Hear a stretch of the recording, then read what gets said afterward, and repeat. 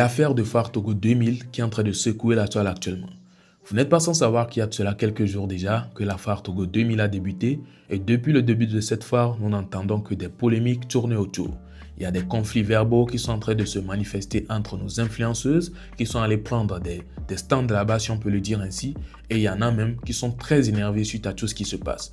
Des Togolais qui sont sortis en recadrant ces personnes-là qui sont en train de causer ce genre de trucs, et non seulement ça, il y a même certains qui sont fâchés en disant que ce serait mieux si la foire s'arrête là tout de suite. C'est bizarre.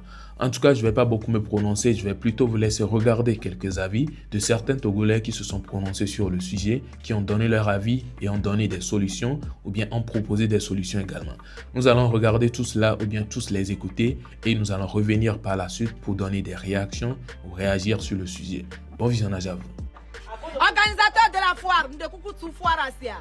Mingba le dit la foire tout foire. Tu ignores mais ça me Togolais pas mais mingba le dit à me repopo. Nous kajo. Ya foire ko ina san ming para TikTok ko repopo mi non à l'aise. Mim na kasa vino ko to mi non à l'aise. Mi le mi agboya. Tout foire mi dasi déjà ba funga to na nyon vi me clio ya ntomala. Nous quand on ko me ga clio. Dans ce moment vi ba nous sine ba po feme. Nous ka for de ko hum ya keke mi ba mi gba le dila dunde popo mi ndaga du fufu mi gba dunde popo mi tout foire mi a pouletie. Okay ma. Ya mire mi agboya mire sibereko mire mi agboya po nu yo dala po mi na mi akeke msia nke jo mi dasi de ja ba fue for de ko do ne mi fie be mi adunwa ola no po mi deke kaka me avola ni ko ba me keba me agbo me keba nuke o enne tro be ba le farom da te dio de kente adrele mi na mi akeke organisateur tout foire mi gba ya vako ya for de ko na mi ko mi vana ola no fo me ni mu fie tera me ma bitito ma mi koron me na mi tole pa me na mi kwa ya mi tole pa me la mi to ya ya dom le veste quoi mi le gwa lo mi a so no go ko mi ni influenceur mi sana et nous les toxiques die mi do influence abonné vidéo le merci et mi be ko stand le for pa me mi vidéo ya lo for pa mu ni be champ de bataille be ni na mi le gwa for pa mu funwa site be ni là il funwa sanja e ko to apple nous c'est be agboto be san bibi on a be souci le funwa mais ni be mi avec so funwa so et c'est champ de bataille à le terrain de combat nando to mo na o clan akade la tire quoi amoko ça na stand le for pa me de coucou vidéo e ba pa ya to e so no go ko gbele wa de pa no pa mi ko be ni ko dadi gong il est comme là année prochaine ne wa do moteur de la ba be mamé va fumer ya stand de ce balene dans le mono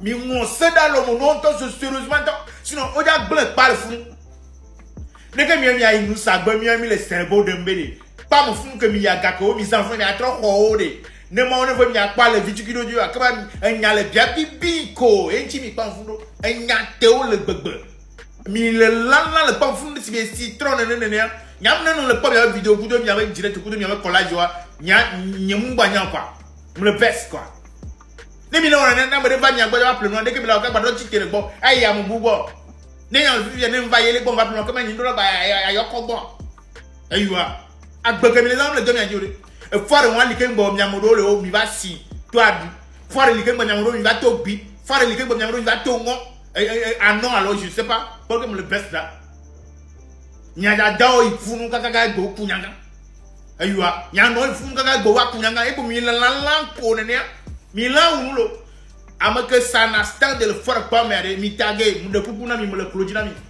voilà amoko keke bele wa trepa mi ko be ko dadi c'est l'année prochaine ya cette balene jalo no de deux ne mi ta sa stand de na de ni a so ne gari alo di nyamoko bele wa trepo americain no aputa americain no agwe Américain il dit quoi et tievie Américain il cara me de pento ba gogo no via le fort pas fumbe et be stand là ba no pialo et be e ko stand de pia et sibe ne mi gbenya be influenceuse le be le te couru pour no via ba gogo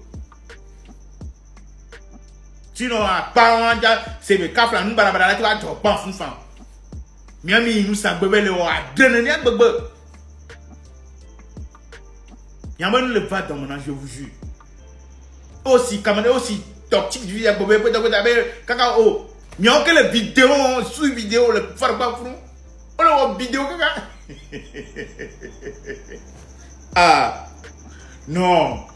Nyam jina me pique nous colère, jina mano quoi, ne laisse comme elle. Pique à côté là, comme l'air. Mi baba non là ne n'est citron. Alors plan pour nous, c'est non. Mi le là où nous, un non. Be influenceuse au mingbaso tito va gladio que mi le pleu gangan mi le do molo mi le do salle de gym gangan mi le do fiancé gangan mi le yovode mi le bova et il est incarné la femme togolaise qui est ninko nana benzo qui togo hablo de vayari nana benzo ankeo ole joadeti yentio doluna lode binade derrière un grand homme se cache une grande dame.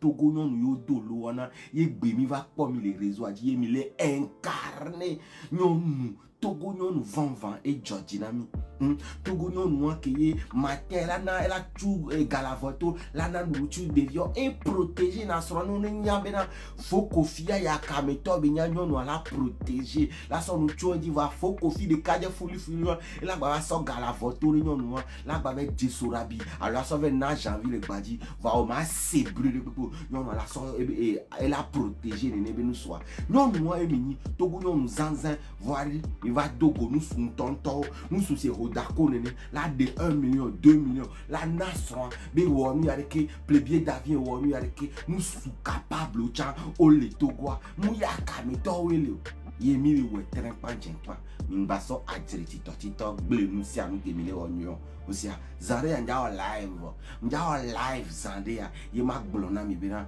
mi anote no e zare mi va live me fifi bien.